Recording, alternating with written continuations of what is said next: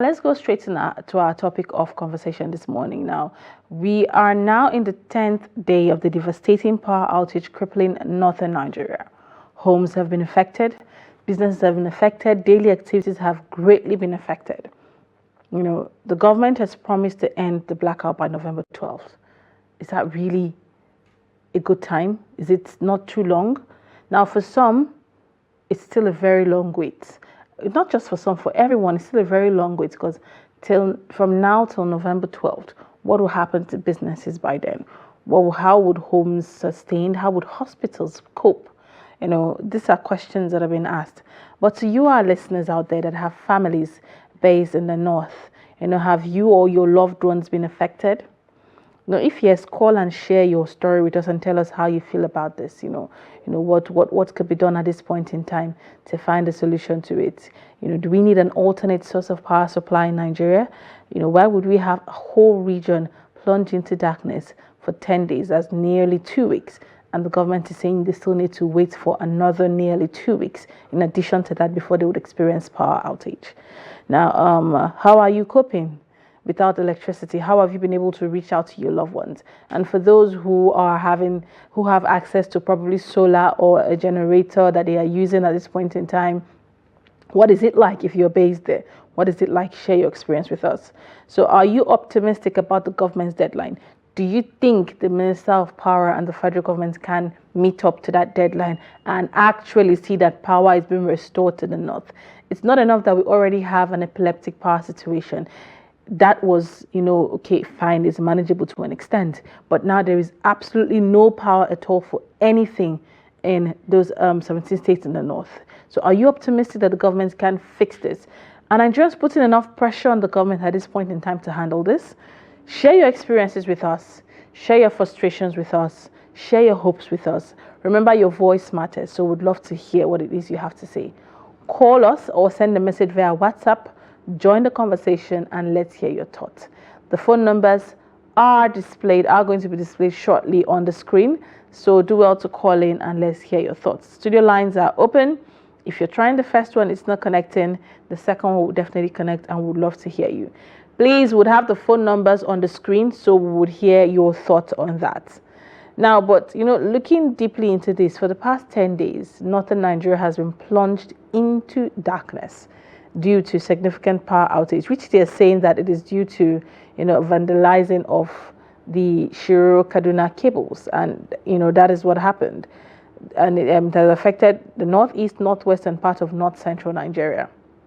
Now, families in this region, without electricity, families are unable to preserve food, leading to spoilage and increased expenses, and they are forced to buy regular food supply. I don't even know how I would cope if I don't have, absolutely no power outage. With it being epileptic to an extent affects me as a person, because I know how I love to store food supplies in my freezers to be used anytime I need, and it makes my life a lot easier. So now imagine absence of electricity supply, and with the cost of petrol that has currently increased, how are families coping? Now, the lack of power has also disrupted children's education, as they cannot study after dark or access online learning resources. And additionally, the weather is becoming hot. So the heat has become unbearable for many, especially the elderly, young, and even the pregnant ones who rely on normal fans or those who can afford air conditioning to stay cool. So all of this now. And then we also have, to families who have their families that are based there in the affected parts or the affected states. You're not being able to communicate or call or reach out to your loved ones to know how they are faring, because they probably have to look for somewhere to charge their phones. Now, talking about charging phones, that is another level of business on its own. We usually have places where you go and charge your phones, and sometimes they run on electricity or a generator. How are they coping now that they have to run constantly on generator, meaning they have to constantly use fuel to power their generators to charge phones? How are they coping? Especially now that we've seen that pump price has increased from 1,000, in Abuja, and in Lagos has gone from 998 to 1,025, and in Abuja is 1,060 naira, which the NNPC is selling. But we can't imagine it at the station. Definitely to be like 1,300 or 1,400 here in Abuja. But imagine the cost in other northern states. And then you also have queues, and people have to patronize black markets. all of that is affecting businesses. Small business, particularly those who depend on electricity, such as barbers shops, cyber cafes, cooling rooms, storage facilities, definitely been hit hard. Some will probably have to shut down temporarily. If you've been following Trust TV, you see that we've had news about people who sell frozen foods are experiencing massive loss due to spoilage of products that have been in their cool rooms for the period that this has happened. How exactly are they coping? We have our first caller this morning. Good morning. Tell us your name and where you are calling from. Yeah, good morning. This is Apostle Savior calling from Ogoja in Cross River State. Thank you so much for calling us all the way from Ogoja. What's your thoughts on this power outage in the north? Do you have anybody there you've been trying to communicate with? Share your experience and your thoughts with us. Yeah, first and foremost, I would like to ask if Nigeria have light, if we have light in this country. So it is not an issue, or it's not a big deal for us to say in 10 days' time, some part of the country is totally experiencing blackout. There is no light in the country. That is what we have been suffering all along. So we don't have light in this country. It is not a new thing. It's not an ideal something. I see somebody will just wake up one morning and say, I have been enjoying this thing for years. Within this short period of time, the government should do something. But it is what we have been facing. All right, but you do realize, can you hear me? Okay, we lost the caller. Please do well to call back. In as much as it has been a constant problem with electricity, there have been a certain level of power for you to go around your daily activities. We have areas where they ration lights, maybe 4 hours per day, 4 hours per day, or 6 hours per day. It's not been that bad. But imagine a total blackout. Let's take this call. Good morning. What's your name and where are you calling from?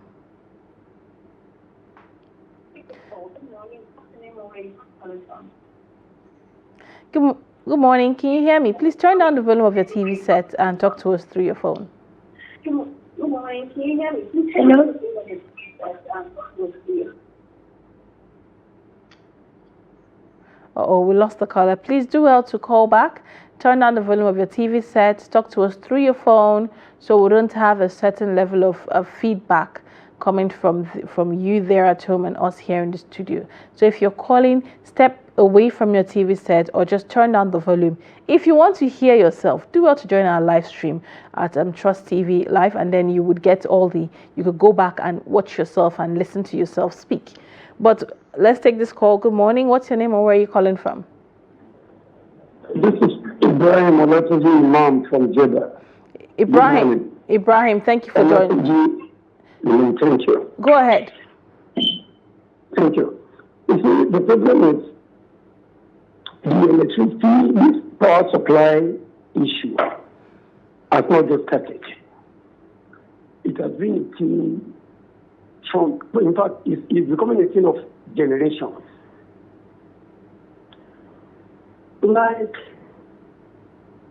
the issue of power supply in the country, this is where the problem of Nigerians actually hangs. Because industrialization of the country, especially as far as Nigeria is concerned, without this kind of epileptic power supply, Nigeria can never be industrialized, and it contributes seriously to national GDP. What I'm saying is this. Remember when power was very stable in the country, we have several industries that are beneficiaries to Nigerians. A lot of houses will depend on majority of Nigerians are educated and they want places to work, to earn their daily life. Like I formerly worked in Kano. Worked in some of these industries in Kano. Go to Kano now, go to Bombay, go to Sharada Industrial Estate, go to all these places. They are all dead. All these industries are dead. because of power supply. Then several industries that have been placed, several governments, several regimes that have been taking over government. Why wouldn't they work completely? If it is only power, a government, if it is only power that an administration can face, why don't we task them? The president, the government, these successive administrations are they are supposed to be properly tasked. So I hope if we're able to task our government to face this power outage, Nigeria will be there. Will be a better country to live. Absolutely. Thank you so much, Ibrahim, for that. I love the fact that you spoke. You said something that, thank you, Ibrahim, for joining us. You said something that, sparked my attention there. You said, even if it is one project an administration focuses on, Nigerians would never forget that. Say an administration comes in and say, you know what, for the next 2 years, I want to rejig the power sector. Nigerians might complain and say, oh, this is missing, that is missing. But when they reap the fruit of it eventually and see that, they would never forget it. And so when this person was in power, what this person did for the power sector is what we're enjoying today. Or what this person did for this sector is what we're enjoying today. Nigerians would never forget. Just the same way Nigerians would never forget how the president came up and said, subsidy is removed, just like that. Nigerians would never forget that. Be it good or bad, it will always stick to our memory. So why don't we have you do something, just one thing, and hold on to that and fix it completely. We see lack of continuity when it comes to political offices in Nigeria. You change hands and each person comes with their own special projects to carry on. Nobody wants to continue from where the other person stopped. Everybody wants to use something they would shine on and they would end up not completing it, thereby leaving it half done. Let's take this call. Good morning. What's your name and where are you calling from?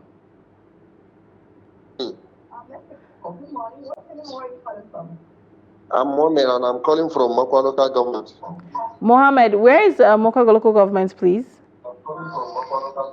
Niger State. Niger State. Please, can you turn down the volume of your TV set? I can hear you clearly, but just turn down the volume so I can hear you a lot better.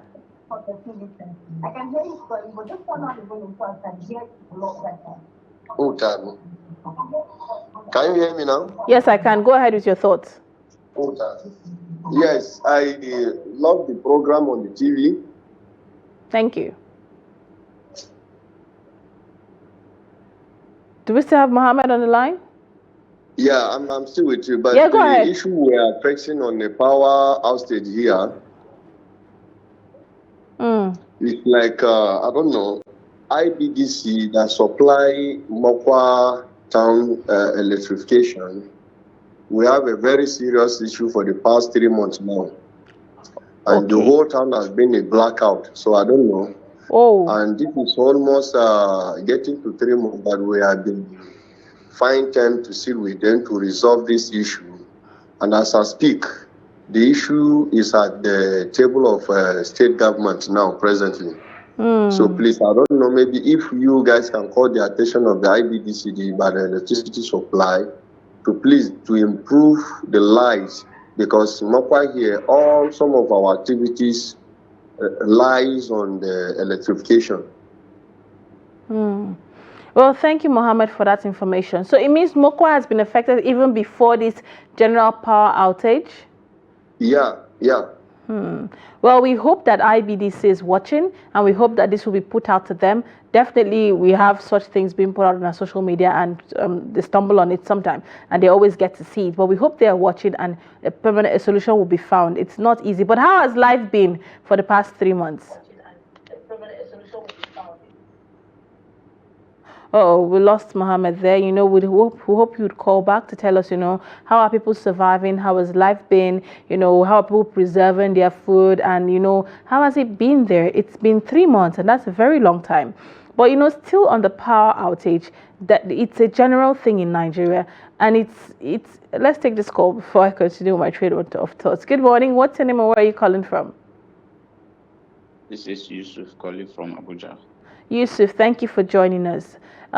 Please go ahead with your thoughts.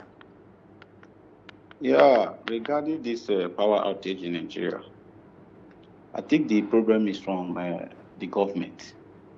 We are talking about tour line. I mean, just imagining how someone can go and standardize a tour line that carry light to a particular region, just like that, because of lack of security. Tour line is something that in every country is always guided as a national property. But I'm wondering why this our government can just allow things to just slide like that. How will someone vandalize a tower line that carry light from Chiroro down direct to one part of the region of this country? So you can see the seriousness of the government. If the government are actually serious and they know what they are doing, over this last reshufflement that the president did, Mr. Tinubu, I was expecting him to remove the power minister because he's not performing.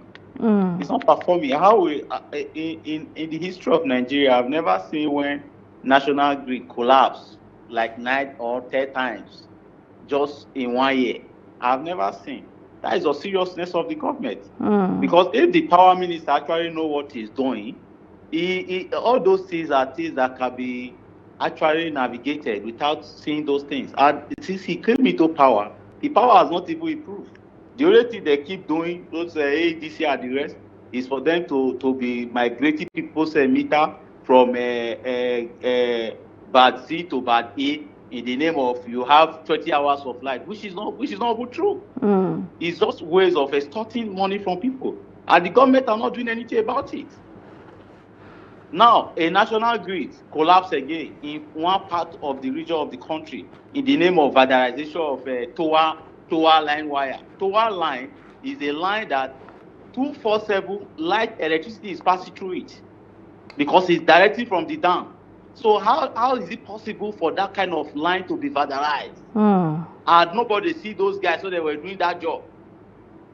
So it is a pity that this country has gone beyond the level that I don't even know where we are going to anymore. Because if we cannot protect life and property, so why are we there as a government? Yeah, absolutely. That's just my contribution, my dear.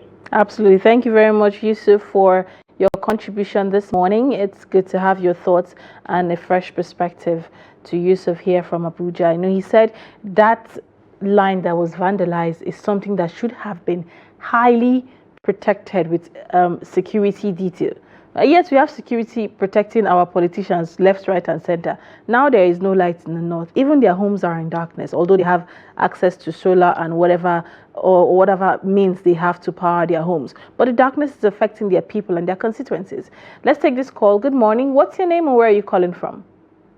Good morning, madam. I'm Abasekong from Gombe State. Okay, I didn't get your name. You sound a bit low and fast. I'm Abasekong, your regular caller. Abasekong from Gombe State. Gombe, thank you for joining us. It's good to have you. Is there light in your area?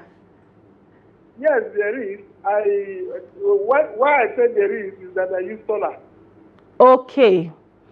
Okay, so how is life? How has life been for people around you that don't have access to solar? In fact, my house is a boom where people come to do charging of their phone. That's sad. So, how are you? And how is your station? Well, fine. Thank you for asking. But we would love to know the situation. All right. Yeah. Go ahead with your thoughts. Yeah. Sincerely speaking, emphasis should be based on the ability to contribute. What do I mean by emphasis should be based on the ability to contribute? The last speaker talked about patriotism. Yesterday, you talked about patriotism.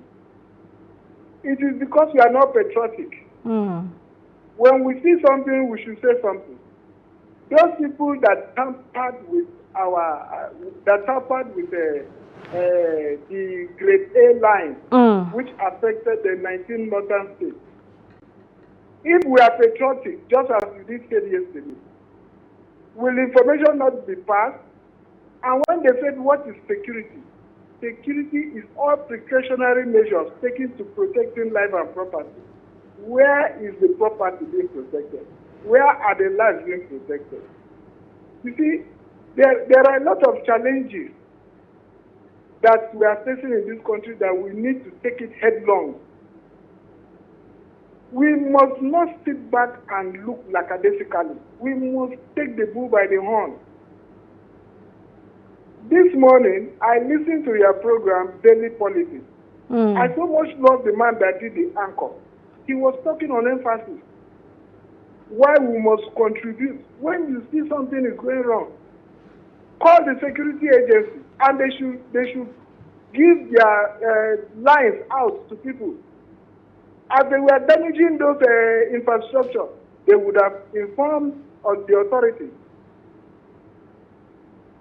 Madam, thank you. Your station is doing a wonderful job. Thank you very much for... It's doing a wonderful job, because I remember there's a television station that proper solution. And since that time, they no longer allow people to call, to make their contribution. Because I told them that the moderator was saying nonsense. And actually, they stopped that man from airing his views. So thank you. God bless you this morning. Thank you too. But how are businesses surviving in Gombe? You know, have you seen an increase in cost of things that used to be affordable because that need electricity? Yeah, like now, a sachet of milk that they used to sell for 150, it goes for 250. A lot of things skyrocket. Like now, no place to grind corn. To grind corn, to grind things become cumbersome. You have to, in fact, this place has become an hell on earth. How about frozen foods? Everything has skyrocketed. Everything. Thank you very much. Please do well to always call and give us updates, you know, on the situation there in Gombe, and we hope that, you know, things will be resolved. And thank you for being, you know, a helpful Nigerian by giving people access to come and charge their devices at your location. It's really good to see that we still have people who are selfless enough. You know, you have solar and you're willing to share. Thank you for doing that. Also, thank you for giving us a little glimpse of what situation is like there in Gombe. We really appreciate your contribution this morning. And him and the last caller made a very salient point. In as much as we're blaming the government, we also have our corporate social responsibilities as Nigerians. We had people, human beings, Nigerians, who know or might not know the importance of that line that was vandalized, and they went as if it was really vandalized, though, if it did not collapse due to poor maintenance and the fact that it is old. That's another angle to it. But if it was really vandalized, we had Nigerians like us who are living in Nigeria and might or might not know the impact of this, and they went ahead to vandalize it. And probably a few people saw them. You could have at least alerted the security agencies. And if people really vandalize it, why are they not going after them? Why have they not been brought to book yet? Why have they not been traced? Why has something not been done to locate the people who did this, at least to be brought to justice for destruction of government properties while it's being fixed on? These are questions we need to ask, you know. As Nigerians, we have a certain level of corporate social responsibility to also assist in protecting the properties. If you see something wrong, give a call. I recall some years back in Calabar when the government put this electric billboard somewhere in the street. It was so funny because that billboard was there and they put a generator to power it. It was so beautiful and everybody loved it. But they kept on stealing the generator. And I was like, who is that person that sees how beautiful this thing is and you keep stealing the generator? It didn't make sense to me. As Nigerians, we do things to sabotage our own, you know, things that are being done to benefit us. Let's take this call. Good morning. What's your name and where are you calling from? Good morning. My name is Harun Ali. I'm calling from Mina, Niger State. Harun Ali, thank you for calling us from Mina. How is Niger State this morning? Yeah, well, thank God. And everything is going normal. All right, go ahead with your thoughts. Yeah, well, the problem I want to contribute is that the initial stage that the federal government has privatized NEPA, which the mistake they have on generation of too much of getting system collapse, is that the experienced people, they are laying out. When the experienced people are laying out, some people are employed, which they are not serious with their job. In this case, when somebody is an operator, you have to be very close to your system, observing your frequency, whatever it is. When the frequency is going abnormal, you have to be observed, you control, you call NCC to reduce loads to do this. And presently now, the people that we have in the system, they are not qualified for those things. And those that are qualified, young ones that the NEPA, so-called NEPA, are trained. They are been laid out of the system and then brought their children. And if their children are not ready to do the proper work. So I'm advising the federal government to look into this issue. That is most of the things that is causing all this system collapse in this country. All right, thank you. So I'm advising federal government to look over it. The young ones that are never have trained from NEPA to PCSPN, when the privatization takes place, they have laid them. And before you get an operator, to train an operator, it should cost you a lot a year. More than 10 years before someone should become a qualified operator. And then lay them out. And some of them are very young. They are laid out of the system. And they brought some people that they are not ready. They'll be 24 hours, they'll be on their computer, internet. Why the frequency is going, is misleading, they don't know. They don't know what to do. So that's my contribution. The federal government should look over this issue. Thank you very much. Thank you very much for that thought.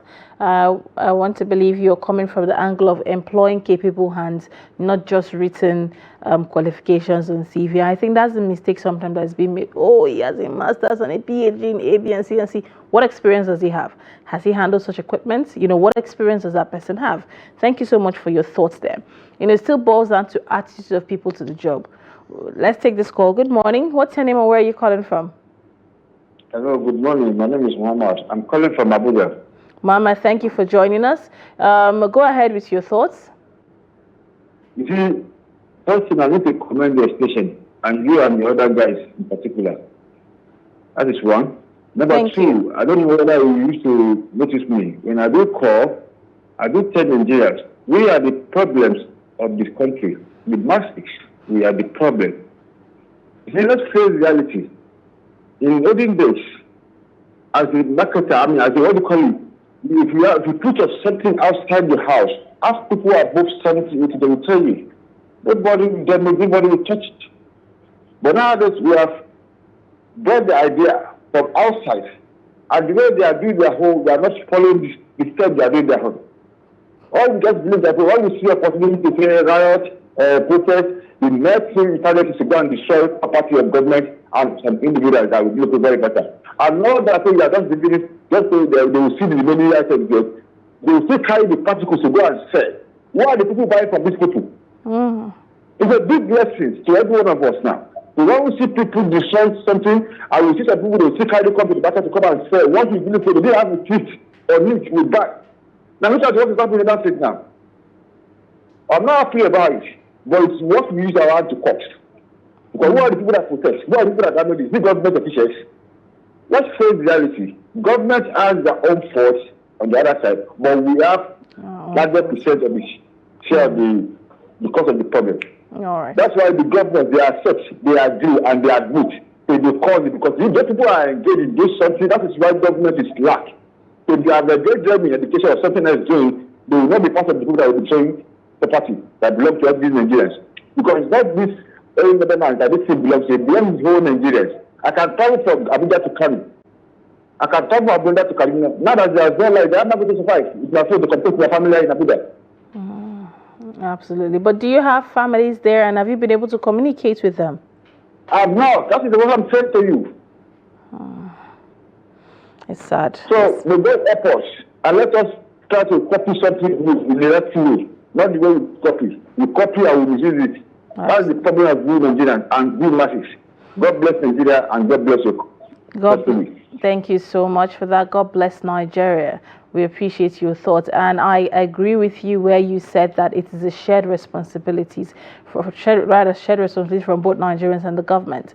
And in as much as the government has its part to play with the reluctance and the long time frame it needs to fix the problem, the vandalism had taken place. Why have the people not been arrested? And something just came to mind. For someone to go as far as vandalizing such an important cable that is probably high risk, the person has experience. It's not just a random person that just went. It's someone that knows what the person went there to do. So would you say that it could have been a team of people? Would you say that nobody saw them? And like he said, those days, I remember those days, you would keep your things outside and you would come back and see them. But now, you can't even, you're not sure of seeing your slippers outside if you leave it outside safe. Good morning. What's your name and where are you calling from? Still Abasekong from Gombe State. All right, Abasekong, go ahead, please.